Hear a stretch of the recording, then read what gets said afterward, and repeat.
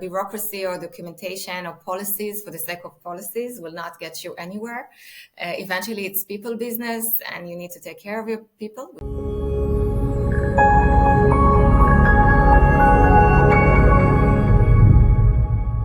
Welcome to The Executives, the show where we navigate in the intricate world of executive leadership, exploring strategies, insights, and personal stories of successful professionals shaping the global business landscape. I'm your host, Majid, and joining us today is Yearit, who has over 2 decades of experience in HR for high tech companies in the US and the EMEA region.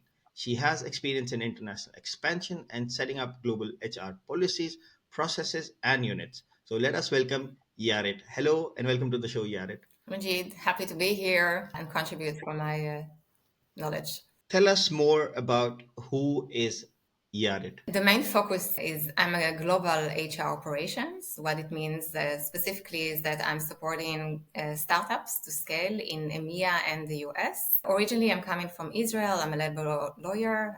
For the past 7 years, I'm working in Europe for US companies mainly. And I'm specializing in expansion, compliance, and culture. Interesting. So, do you have a degree in law? Yeah, I have two. I kind of did a unique road. So I started my first degree in psychology, then second degree master in law. And then really, from some reason, I decided to continue to my LLB and to practice as a lawyer. I did practice as a lawyer, as a litigator, a labor lawyer in courts, and then came back to my passion for both HR, people, and compliance. Interesting. That's a rare combination. I don't know anyone who has a law degree and working in HR, but it's actually good because HR has to do with law every day. I believe so. Yeah, I think it's adding a really good business value in a sense that, especially in my field where I need to contribute in expanding globally.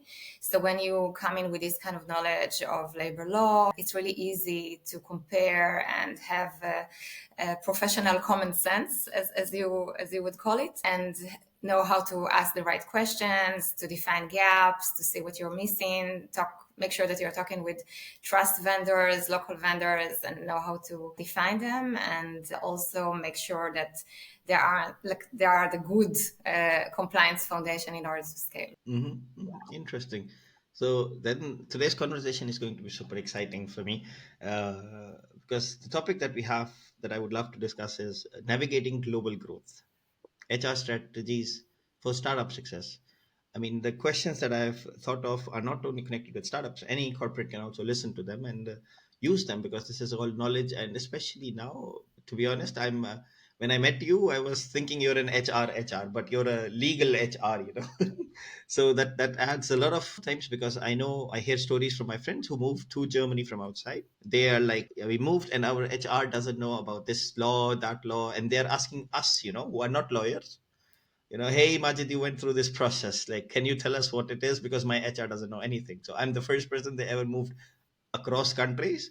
So they have no idea what. Yeah, it is. I do think it's crucial, but you can also train your people, right? So it is crucial, especially when you are expanding and you are not familiar with the compliance and local regulation, to know that you are engaged with local trusted vendors. It's really hard to find them, by the way. You need to make sure that they can assist you and support you to scale globally. So prefer always a vendor that can have is similar to you, right? It's a specifically global company that has branches in the places that you want to expand. But the idea and my agenda would always to do it only as a first step, and then to gain the knowledge, ideally, and make sure that you have manpower in-house that can operate the business usually, and you're not always depend on external service providers. But it is very crucial on the first stage that you would do so in order to make sure that everything is accurate and you're not messing with the legal authorities. It's also crucial for your reputation as an employer to make sure that you're bringing everything, and also when it comes to bottlenecks, right? So I'm familiar with fortunate employers that just went ahead and expand, and then they realize it really takes time to build a legal entity. They promise candidates that they will get proper stocks or compensation right away, and it was delaying almost a year, right? So it's also important that you will get familiarized with the process of establishing legal entities and make business decisions, even temporary one, to make things happen. That's interesting. But let's take a step back. So you mentioned that you're passionate about HR. So what brought this passion in? Why are you passionate about HR? A lot of people question that, right? Because in HR, it's really unique that the compliance people will be an HR people, right? The majority of the time, the compliance people are more like dealing and passionate about documentation and bureaucracy. So from that extent, I would say I'm a unique combination of both the love for people and compliance. My passion for HR comes from the fact that I don't think compliance can stand alone. Bureaucracy or documentation or policies for the sake of policies will not get you anywhere. Eventually, it's people business, and you need to take care of your people, which is the most important resource that you have while establishing a company. So all the aspects related to culture, engaging, attracting talents, making sure that you have the right foundation when it comes to skill set of your people, empowering your people, cultural differences, set up the structure that the people will be able to adjust to change and be able to communicate with different cultures. You can say I'm also coming from a personal perspective of being an expat by myself and understanding the importance of being inclusive in your environment and very people oriented. And for me, this combination of both compliance of people, it's the only combination that makes sense. You mentioned a lot of key words that I want people to pay attention to, because I have also been doing some uh, people consulting. I don't say HR, because for me, HR, I don't know now, I don't call it HR anymore. I call it people, because you mentioned culture. Who is it connected with? It's connected with the people. How does the manager treat you? How is the management treating you? How is the employee treating the employer? So for me, maybe I'm wrong, and I would love to hear your opinion. The whole thing with HR, talent acquisition, be it anything, is people for me, people, operations, and management. I totally agree with you. The new theory and perspective on HR, to be honest, are talking, and I agree with this approach as well, right? But we need to find like a common ground. So I do believe that eventually the HR need to enable the company in order to the people to be happy and engage, and the manager to know how to lead. Eventually, the HR shouldn't act as the old school human resource, as a psychologist potentially, right? It's more like enabling the people, putting the right processes in place, the right software in place in order to people just to operate the business and not to be, again, depend necessarily on HR. But it is important, and I think this is something that it's really easy to miss, is when you're only dealing in softwares or processes or policies, you also need to make sure that your user is happy about it, and how engaged they are after implementing that, and basically getting the feedback along the way, and while building the process, making sure your users, your people, are happy and satisfied with this setup. But people should be the focus of every process or change that you implement in your company. I mean, people HR is the most commonly discussed topic. Whenever we talk about an employer, like I'm outside of work, if I'm sitting down with my friends, the first thing that would be talked about would be the HR. How is the HR? Are they friendly? Do they help? Do they know their stuff? Because especially if you're a foreigner, and you cannot make a mistake. Like, for example, if you're in Germany, you need to get a residence permit, you need to do Anmeldung, the registration, and those things. If your HR doesn't know how do you even get a registration or get a residence permit, it would be very hard for you. And you would be surprised, like 2023, I still had friends who were asking us, Majid, my HR doesn't know what is the process for residence permit. Can you please help us? Because they never had anyone working outside of EU. So they never had this problem.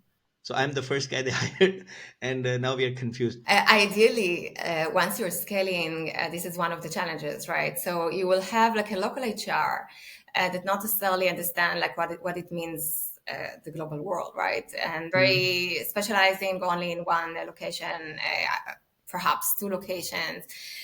So it is crucial, basically, to do a lot of knowledge sharing and also bring to the table softwares and automation in HR processes that can ease the pain, and the either candidate or the employee will have visibility to information that they need in order to grow. These also, all of these supportive systems also support the HR if they're lacking of the knowledge, right? But I would say if you are into scaling, you will probably need to make sure, like you're doing with the rest of the functions, right? Like when you want to scale in a different location, so you always hire a very senior person that knows their thing, right?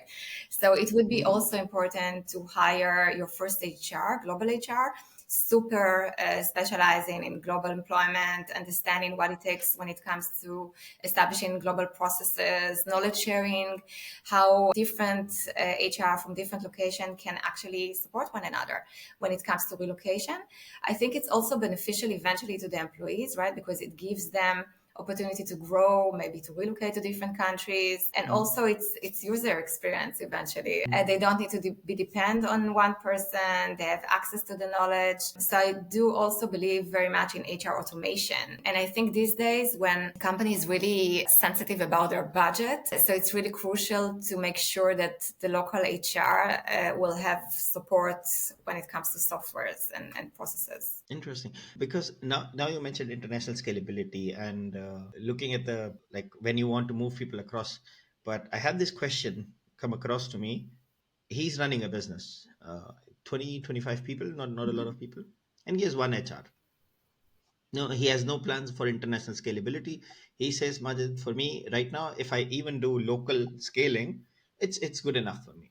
So he's hiring talent locally, he's hiring everything.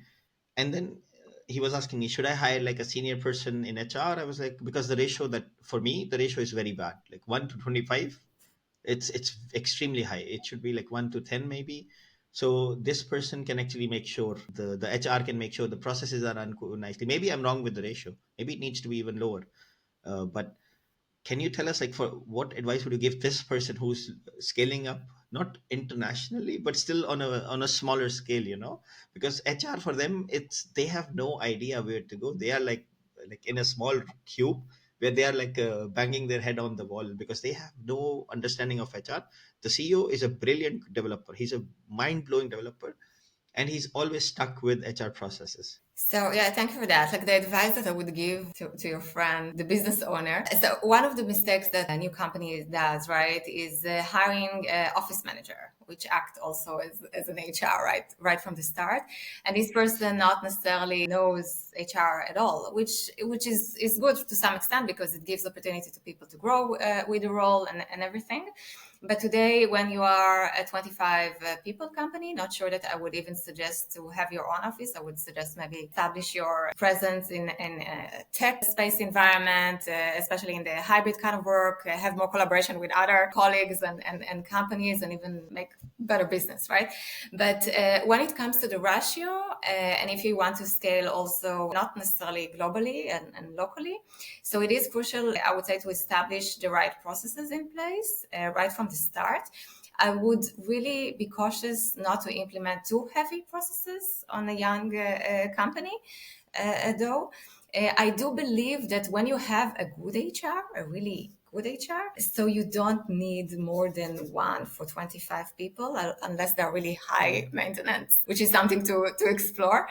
But what does it mean? It means that when you have a good HR, they know how to enable the business in a sense that everyone will have a bit of HR in themselves, meaning they would know how to manage performance, know how to manage their 30, 60, 90-day onboarding, handle difficult conversation.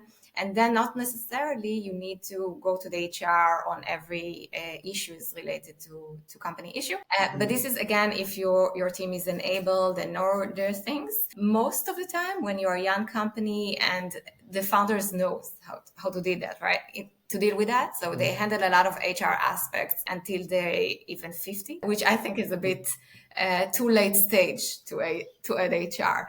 I was also having experience joining startup in this size where they did not believe in the HR function at all. And that's because the HR, as you mentioned, like we are shifting from human resource to people function, meaning human resource back in the day sometimes look like a very political figure, not necessarily efficient one, especially in like large corporates. And these days it's more like enabling the teams, making sure you have the right support in place, and not less important, making sure you're not seen as just as an admin function, as more like very related to the business and understand the business needs and being very proactive and also offering initiatives, HR initiatives to grow the business.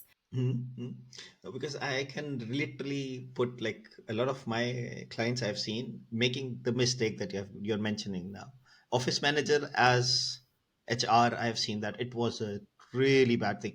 The person as an office manager was a brilliant guy, but HR, I like the guy, but he was very bad. He was terrible with the HR because it was not his job. He had like 8 9 years of experience as office management. He knew everything: procurement, how to do this, how to do that, how to set up this, how to. But talent acquisition, he had no idea, and he really struggled there. So then the second problem you mentioned as well about like putting HR too late, it's also a serious problem. I'm like, whenever someone asks me, Majid, are we too late? I tell them, if you feel that you're overburdened or your person is overburdened, get a consultant. Like the easiest way, get a really experienced consultant, which is then they come and they actually help you understand. Like, for example, if I'm running a startup and I'm struggling, I can ask, Yearit, can you come and see what am I doing? And if I need someone full time, or if there's something maybe, that can work on consulting basis. Maybe I think there's a need for full time person, but there is not. It just needs to be sorted out, you know. So I have seen people making those mistakes. Yeah, it is makes sense to me, right? When you are establishing your own baby, so you want to make sure that for some people it comes from the fact that they want to make sure that um, they are bringing the right people to the table and they seen everything, so they love to act as an HR, right? But I would say what is really too late when you're 1,000 employees company and the CEO still wants to participate in any interview and onboarding. I would say you should question Mm, yourself and start to delegate, because you also want to be very dedicated to the actual business and the growth and know that you can trust your people. But it's both way, right? I think it also comes from the fact that a lot of HR not trained to act as business partners. I think that when you are used to work as a consultant or build even something of your own, it's bringing added value to the table, because you know how it is mm. to be accountable. You know it is that you have to be successful and you cannot have any excuses, right? So it's good to really collaborate with HR that know really what it means to be a business owner and really can assist you to scale. Interesting. And the advice you gave for the CEOs, regardless, small startups, corporates, I still see this also in corporates. They don't trust the people. I mean, get rid of your responsibility, delegate to the person, so you can work on the next big thing. And this is oftentimes, especially in startup, it's a big, big, big, big problem that I see. But and for these people to understand, like, if I were to ask you, what is exactly a day when you're working in a HR or people's role, what does your normal day look like? Because that's oftentimes I'm also getting this, yeah, Majid, if I hire an HR, they will have nothing to do. Like, I don't have work, because they don't know what an HR actually does. So I would say it depends on the size of the company and the specific project. So if I'm being invited to consult on expansion, so how my day would look like, I would question about the current landscape, the current operation processes, want to understand the business goals and which market the business want to expand, and make a risk Mm. analysis. This risk analysis also includes potential roadblocks that we will have in the targeted countries, political and regulatory environment. Does your manpower that you believe will be in this country even exist there, right? So there you can imagine that some companies want to grow in some place. They believe that they will have the right manpower, and this manpower actually in a different country. Also important for me would be the cost and the timeline. So this is when it comes to pure HR operation. From cultural perspective and learning and development perspective, I would ask myself also, does your organization is ready for this change to happen? Meaning, and I think the most important would be to notice is, does your company support in communication with different cultures, understand different cultures, is ready to enter different cultures, or do you believe only in integrating different cultures into your own? Because the new perspective is actually add on culture rather than integrate or force your culture on others. So are you ready for that? Are you ready as a CEO for this change, and believe that and understand that change is inherent? And as you grow, each people that you will hire will actually a bit change, hopefully for the better, if you will do your role good company. Other aspects would be related to compliance. So I want to make sure that have the right policies in place, people are getting paid on time, even nuance like for example in Sweden, not a lot of people know it, right? It's very niche, that people are getting their salary on the 25 just because all the vendors in the country are asking to get the payment on the 25, and then all the companies are doing that. So are you equipped to provide that to your employees in this region, just to make them more engaged even? So my role is really depends on the project scope, but it's come really from risk analysis, understanding the right operational gap, and also execution, right? Like policies in place, actual hiring globally, finding the right talent, sourcing, really everything from everything in order for you to succeed. Now, one key thing in the whole pipeline that you mentioned is culture. You also mentioned it now. Culture is key because something for me, something right for me might be terribly wrong for you. Something right for you might be terribly wrong for me, like, so how do you ensure, because the diverse cultures, diverse regions with global expansion, how do you ensure that people are actually on board and like people are trained about this thing that, hey, don't do this in front of these people? So I would say first is the actual motivation, right? Because when you are scaling, when even before come to different cultures, is really and when it comes to the change management and the motivation of the people, I would say is really communicate with your current employees and really be clear about setting expectation and what does it mean to expand also for them. And you can actually motivate the people by identify the current skills that you need in order to expand, and even to try and see if you can train these people and promote them to the new markets, right? So first is really being transparent about your business goals, and see if even if you can promote within and train. And once you're doing that, all the rest is easy, right? So all this fine tuning of like really understanding of different behaviors, different training, different cultures. To some extent, I do believe that you can take and seek for like core training about like anti-discrimination, anti-harassment, being diverse and inclusive in the workforce that can apply for everyone. But it can also be like local initiatives where people can share what they used to, what is common, what is the norm, and adding on the current culture and make even the better culture if we can. Interesting. And this all basically, HR is part of a company, right? The whole, it's like, I don't use the word family. For me, a corporate entity is not a family, because if for family, it's if I'm sick, I can call them, hey, can you come and take care of me? That's family. And I don't go to my brother and ask them, hey, you know what? My salary is due. Pay me my salary because I was your brother. It doesn't work like this, because family for me is different. Yes, we are a team. We need to work together as a team, and all of this, HR, development, marketing, product management, so on, falls under the bigger umbrella or the business goal of the company, right? So how do you align HR's vision or goals towards this main business goal, especially considering you come from a SaaS world, right? From high tech products, which is it might be an HR product. It might completely be nothing to do with HR. I can resonate with what you mentioned, right? I think talking about a company being families can create a lot of antagonism, and not sure that you want a company to be your family. But what I do believe, also being an expat and also working in global companies, by the way, also hiring locally a lot of expats, right? We know in Berlin. So although you can have a company in Berlin, but I don't know, you have maybe 2 local people in this company. So something that is very important is the sense of community. It's not necessarily being a family, but a sense of a community, right? It's also relevant to being global and working remote.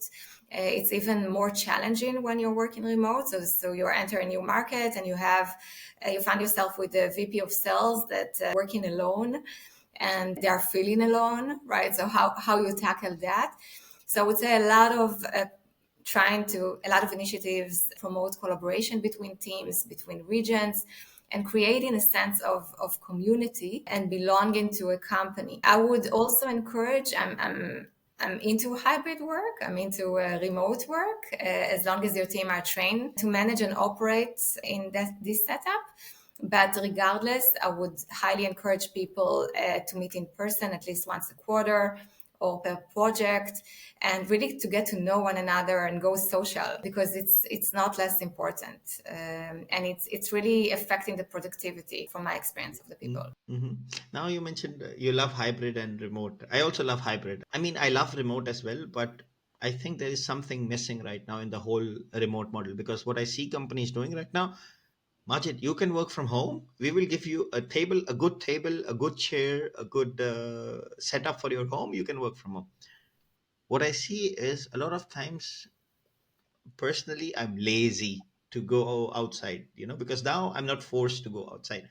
So, because for me, I think the missing puzzle is HR or someone from people need to jump in and also advocate to their employers that, hey, our employees are not taking care of their health, because if their health is not good, and I'm seeing a lot of people now developing back problems, neck problems, knee problems, and the list is very long, getting more weight, so they're complaining about it, but their company is not ready. The company just says, hey, you know what, we gave you the option to work from home, like we gave you the best setup possible, like you cannot get any better hardware than that.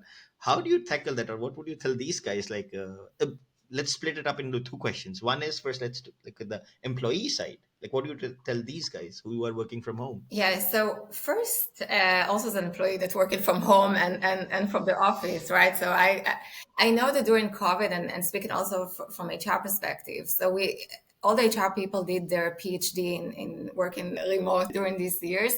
And I know that companies were putting a lot of efforts to understand how people can be engaged to the company, and also their well-being during these years.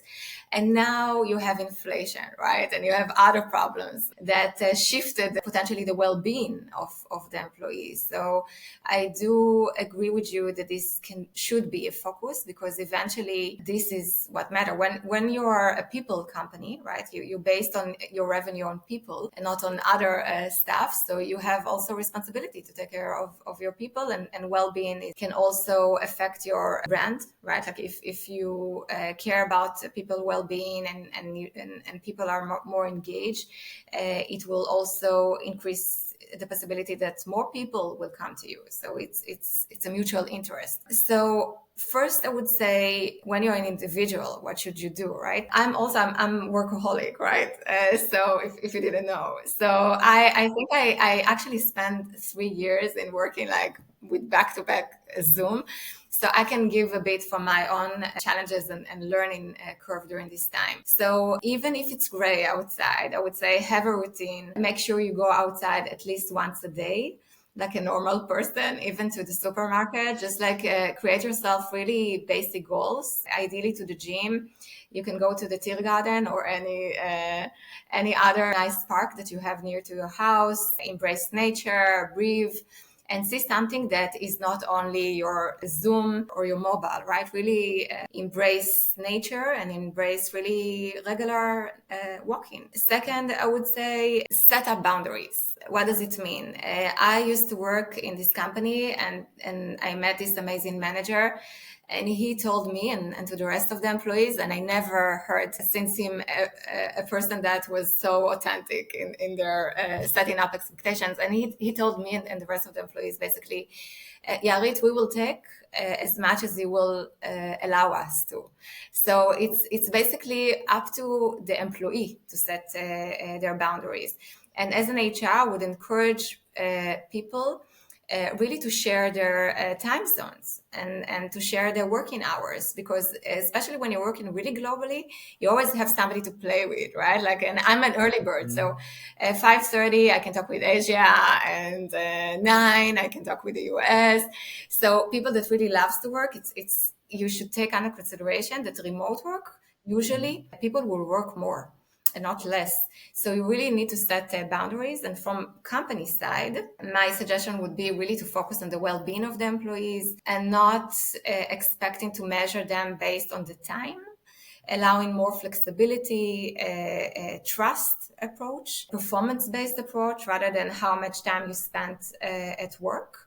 And also setting up expectations about projects and timeline, right? Especially when it comes to different time zones. I'm also a big fan of a lot of well-being apps, contributing to meditation and yoga and a bit of exercise in the morning. So anything that you can do in order to support and engage people to work in remote and or hybrid, that would be great. And again, I do believe that people still in their basic are social.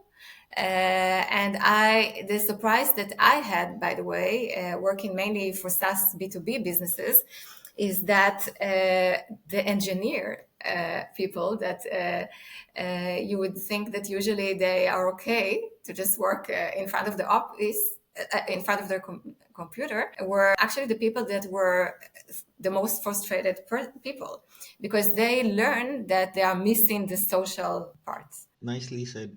No, it's true. It is a big problem. I mean, I like wellness apps, but I also hate them at the same time because there's like a very thin boundary between, like, I remember I saw one of my friends, he was working for a corporate, more than 60,000 people, and I was seeing them basically doing this mistake. They were giving every single thing possible, every single app out there. You know what, we will give it to the employees. And then I started seeing the apps and I was like, dude, why would I basically log in and talk to an anonymous person about the problems I'm dealing with work? I don't want to talk with an anonymous person. I want to talk with the person who can actually help me solve the problem. I'm fine with talking with the HR. It's fine if I talk with my manager. And like you said, like your manager told you that work will never end. I also had a brilliant manager. He actually forced me to shut down my laptop because I was really not feeling well. He said, Majid, just shut the work down because shit will never end. Literally, literal words, like shit will never end. Like you can work 26 hours a day, there will still be work. I mean, I love the approach of performance based. I mean, if you have a certain task list or a goal list, finish this off. And then if you finish the task off in 4 hours, then you're free to go. Like, I mean, the manager probably didn't know that you would finish it that fast. And this is good. And so I saw this. I like it. And I also hate the whole meditation, like not the meditation one, but the apps in general, because they tend to also add additional layer of, being alone, like completely being alone. Like you start using an app and then you're seeing these exercises, you're doing exercises, but you're not really going outside. So I love this approach where you said that go once a day. What I saw, what really worked for me is, because sitting in a small room, your home office or a room, it's actually not the best. So what I do is, like, I go in the morning, like 10 minutes, and then every lunchtime I go again, just like for outside walk, not in the balcony, downstairs, and I have to go. So, and then in the evening, it's my cheat time, where I have a strict budget, so I don't overdo sugar, just to get something for myself. I mean, I just spend like €2, per day, but I have to go to the supermarket, not the one that's 200 meters from me. I have to go to the one that's 1.2 kilometers away from This me. is a really good practice. What this does is it forces me, and then I get rewarded myself. I mean, no one told me to do this. I was just like, if I walk here, and I basically end up buying like an ice cream or a chocolate. In summers it's really good because you just go and buy ice cream and then you're walking back till the time you reach your home, it's already finished. So that's what I do, but it really helps me stay focused. Otherwise, I have noticed I was staying in my home the whole day, I started like having headaches. It was not good. Like you just because in our homes we have this problem. We get up from the bed. The first thing we see is our phone. And then we put the phone down. We start with Yeah. the Zoom Yeah. calls or Google Meet or whatever, laptop, and then we shut this down. Let's enjoy ourselves. What do? We turn on our TVs or again laptop, Netflix, and we have a big problem. Or gaming, again a screen. So it's always a screen in front of you. So what I said, I'm going to stay away. I stopped using smartwatches as well. I don't. Whenever I'm going for these three walks, I don't have my smartwatch with me. Because I said I need to stay away from tech for at least 10 to 15 minutes a day. So that's what I do. Thank you for sharing. That's amazing. I do believe, but eventually it all, we spoke about culture a lot, right? I do believe that eventually it all begin and ends with a culture that the company wants to set. So I do believe that eventually the managers should act as a culture if we enable them to be ones, and really to promote work-life balance and your well-being, and to promote a culture where you're not necessarily need to work during the weekends or after work, and do believe that you need to recharge. The quote that you should lead by example. So if you want them to apply work life balance, you need to show them work life balance. Otherwise, they will work like you, because they will, in their subconscious mind, they will start thinking that this is the expectation that they have from me. So, in ideal world, right? But both of us know, right, that the CEOs and co-founder, it's really hard to ask. So it is true that you need to lead by example, but I would aim that more to the VP level, especially in the startup life, in the few first years, right? So it is public knowledge that probably CEOs in startups will work like crazy, especially when it comes to global companies. But it also true that once you go global, you can actually have the benefit of working in different time zones. So it's added value. It's not, and you actually can play with that in a sense that people not necessarily need to work overtime, because eventually your company is supportive in global setup. So we had a lot of projects that we needed like to execute, and then we just like adjusted that with Asia and US, and we had it always on time because we knew our part in each given hour of the day. So you can plan with that as well in order to create balance in your work. But I would aim it more to the VP level rather than the C level, unfortunately, in the first years of a startup, if that makes sense.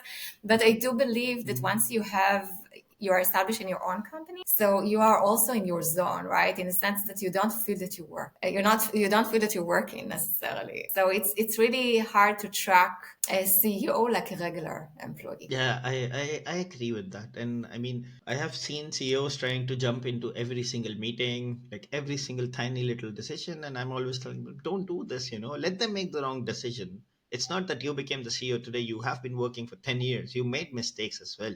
Let them make the mistake. It's fine. It will not cost you a lot, because if they make the mistake, they will see it immediately, or someone else will see it, and the mistake will be rectified. I mean, the thing is, what people also don't understand is CEO or the owner. Let's not say C level, but the owners of the company have this stress on their head that I need to make sure that the people working for me get paid on time. And it's massive stress, but it's also good kind of stress that I'm trying to support the economy. I felt that Yeah. way about it. But it is a lot Yeah, of it is stress. sufficient though. Like I find first, I would encourage CEOs to take break as well, right? It's also good for the well-being, their own well-being.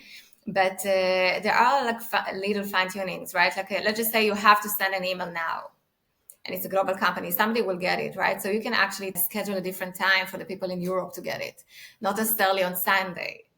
Or Saturday, right? So you can do a bit of fine tuning to see like how you can adjust a bit to create a culture that is more contributing to the work-life balance. And because we have been talking about positives, and now let's talk a little bit about the challenges as well, like especially considering HR. And what challenges do you think, or have you seen startups actually face when expanding locally or globally? And also, how do you address them, or what advice would you give HR people and also the owners of these companies? Sure. So I would say the first challenge is not considering differentiation between location when it comes to compliance and applicable local law, right? So, and believe that the sense of how you see things in the headquarter is the way that you should act always. So it's like super crucial to understand really the details when it comes to the laws in the applicable country. Why it's important? It's important to your reputation. It's important not to get fines or to mess with the local authorities. And it's also important because you don't want any operational bottlenecks when it comes to establishing your entity. The second is related to attracting local talent. So it's somehow when you're not ready to the change and your headquarters is used to specific culture and not equipped to being inclusive and really be open to new cultures. So it would be extremely hard to attract new talents, especially global talents, because even in the interview process, they will figure this out and understand that the people are not equipped and it's not a real global company. So it's really, you need to make sure you have the right employer brand in place. You understand really what it means to hire in specific location and how your company can be equipped better when it comes to diversity and inclusion, really supporting this global talent that is entering. Third challenge is actually everything related to operational execution. So most of the time, let's just say, just because both of us in Berlin, right? So you're opening a company, you're using a local software for your HRIS, and then you want to go global. Now, this company, this software not necessarily speaks other languages than the local language, not necessarily can support different countries. Your own HR not necessarily can support different languages, right? So it's really crucial to make sure that even if you're not considering right now to go global, but expected to hire expats or people that are not necessarily speaking the local language, to be equipped with processes and softwares that enable to attract and to speak with other people that are not necessarily only local talents. So I've touched on that, but I think like the main roadblock would be change management. And we've touched that a bit because eventually that can be the issue that can actually set you not to succeed if you're not really being sensitive about it. And that means that, of course, that there should be decisions that are being made on more like C-level, but you do, once you understand the change,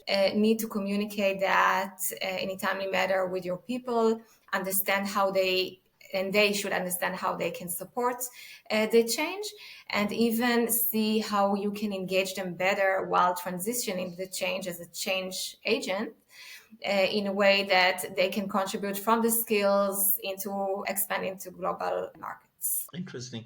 And change management oftentimes, a lot of times, not I mean, I'm a product guy, so I see a lot of times the CEOs are like, I started this business, I know the product more than anyone. They hire experts, more experience, more knowledgeable, and they end up putting their decision on the top of the product guy, like, hey, or lady, listen to this, or you might end up losing this your job. I have seen that happen as well, that they hired someone more smarter, more experienced, but they actually told them to do what they wanted, and the guys were like, no, no, no, let's not do this because this is a feature no one will ever use, but it doesn't make sense. We should listen to our customers.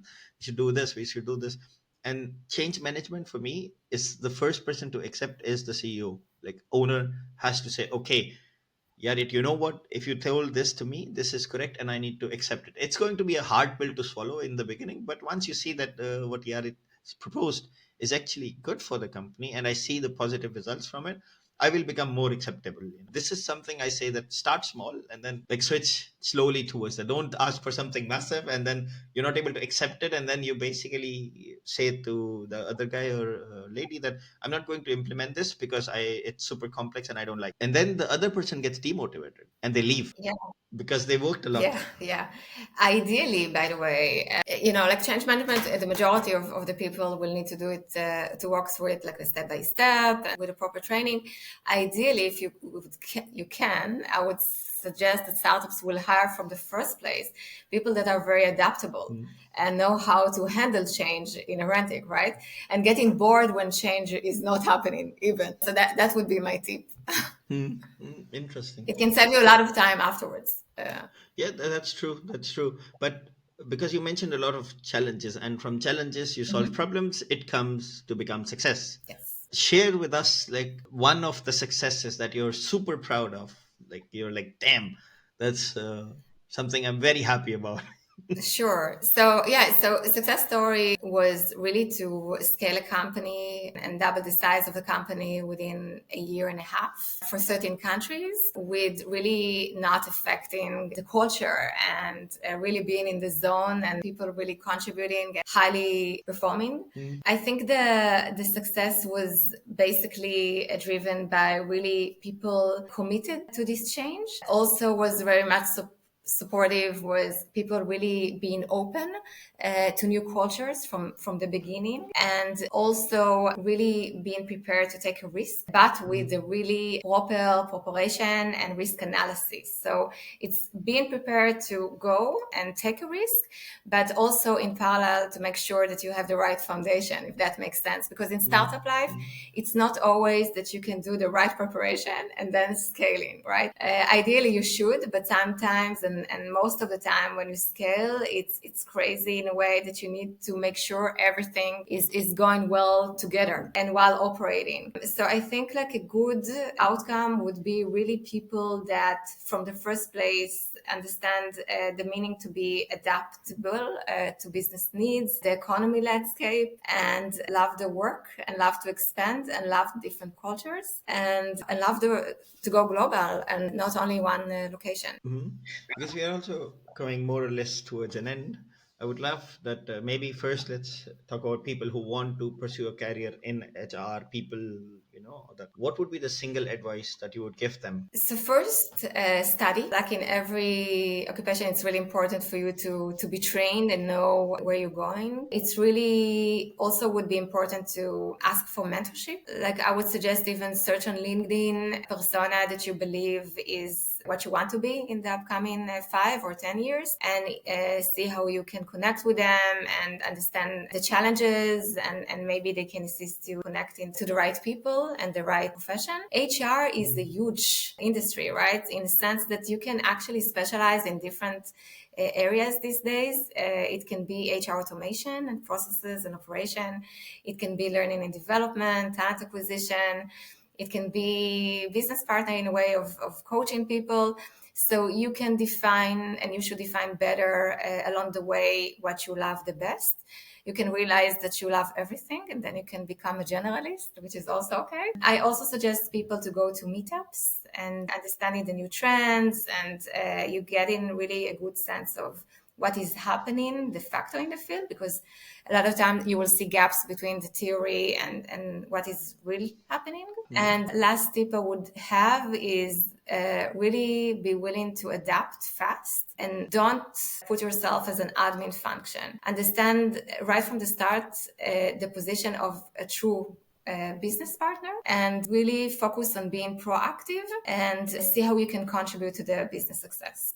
That's very valuable advice. So, one last question: that looking back at your career, what is one key lesson that you have learned about the critical role of HR/people in supporting basically the company's growth or startups' growth and expansion? The one key is really being proactive and understanding the business needs, but also not only focusing on processes and understand who are the people you are really dealing with eventually, because eventually HR should be a people function and really take people and people behavior into the change management equation when it comes to business targets and business success. Thank you, Garrett. This was probably a very intense discussion, but it was very, very insightful. So thank you so much for joining today. This has been inspiring, very, very knowledgeable, and very educational. I mean, we talked about so many things. We can keep talking more about learning and development and so on. There are a million topics we can talk about because this is what I will always tell my friends who are founders or who are on leading roles. you don't know what an HR does, try to talk with them, sit with them for like 4 hours and ask them what they do, because they are helping you build learning plans. They are helping you build careers for people. They are helping you understand salaries. They are helping you understand so many things. Which is normally not, you're not experts at. They are experts at, legal law, and so on. Those things as well, like employer law. So it was very insightful. So thank you again. Would you like to say something as a closing remark for all our lovely listeners? Thank you very much for inviting me. It was really great to be here. I think, like as a final note, I would say that the journey of going global is a great journey. It can be also fun. Journey, it should be fun, but you need to make sure that you do have the right foundation, operational foundation, and the right partners in order to do so. And of course, I would love to continue and support, and you are invited to check my details on the website and the services that I offer. Thank you again, Yarit. To our listeners, thank you so much for tuning in to the executives this week. If you found this episode valuable, if you agree, disagree, or have had a different experience or want to share your experience, please put it down in the comments. So we will see if we can get Yarit to respond. But otherwise, don't forget to subscribe and share it with your network. Until next time, this is Majid signing off.